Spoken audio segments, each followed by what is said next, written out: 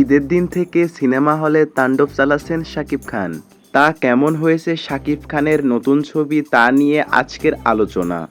আসলে এতগুলো ভালো একসাথে করলে যা হয় তার নামই তাণ্ডব। গল্প ভালো, নাটক ভালো, অভিনয় ভালো এবং তার থেকে বেশি ভালো হলো মেগাস্টার শাকিব খান। নতুন নতুন ছবিতে নতুন নতুন রূপে হাজির হচ্ছেন এই শাকিব খান। তার আগের ছবি থেকে এখন ছবি অনেকটাই পরিবর্তন এনেছেন। সব দিক থেকেই সুন্দর করছে এবং সব দিক থেকেই ভালো করার চেষ্টা করছে। কোনো দিকেও এইসব ছবির কোনো খুঁত পাবেন না আপনি। বলা যায় যে এই ছবিটা শাকিব খানের জীবন বদলে দিয়েছে।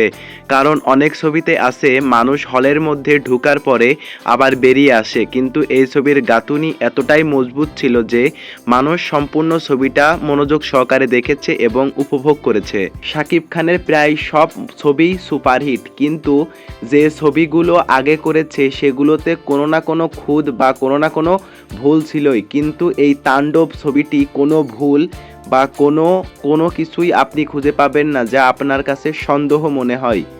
এক কথায় বলা যায় যে এই ছবিটি একটি আন্তর্জাতিক মানের ছবি। কারণ এই ছবিটি যারা অভিনয় করেছেন তারা সাধারণ কোনো মানুষ নয়। তারা দীর্ঘদিন অভিনয় করে করে তাদের জীবনটা পার করে দিয়েছেন। এরকম মানুষ এই ছবিটি অভিনয় করেছে।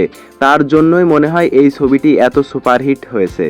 তো শাকিব খানের এই মুভিটি প্রায় বাংলাদেশের সবথেকে টপ মুভি হতে চলেছে। কারণ এর আগে প্রিয়তমা যে মুভিটি হয়েছিল সেটাও শাকিব খানের অনেক ফেমাস ছবি, কিন্তু এই ছবিটি যে ছবিটা করেছে শাকিব খান, এই ছবিটি কোথাও কোনো ভুল বা কোথাও কোনো খুঁত নেই, সব ঠিকঠাক আছে। কিন্তু এবার চলে যাই আমরা শাকিব খানের যে ছবিটা করেছে তাণ্ডব, এই তাণ্ডবের যে গান আছে এই গানটার সাথে সেরকম একটা কোনো কিছুই ভালো লাগেনি। সব কিছুই ঠিক আছে, কিন্তু এই লিচু বাগানের গানটার সাথে এই ছবিটা কিরকম একটা লাগে। হয়তো আপনি বুঝতে পারবেন যখন আপনি এই মুভিটা দেখবেন, তাহলে বুঝতে পারবেন যে লিচু বাগানের সাথে এই মুভিটা কিরকম যায় কি যায় না।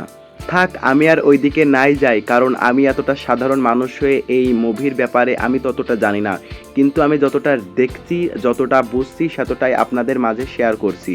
এবং এই মুভিটি আপনাদের কেমন লেগেছে অবশ্যই কমেন্ট করে জানিয়ে দিবেন, এবং মুভিটি আপনি দেখেছেন কিনা সেটাও অবশ্যই কমেন্ট করে জানিয়ে দেবেন। এবং আমার চ্যানেলে নতুন হয়ে থাকলে অবশ্যই চ্যানেলটি সাবস্ক্রাইব করবেন, এবং পরবর্তী কোন সম্পর্কে ভিডিও পেতে চান অবশ্যই সেটা কমেন্ট করে জানিয়ে দিবেন। ধন্যবাদ। Thanks for watching.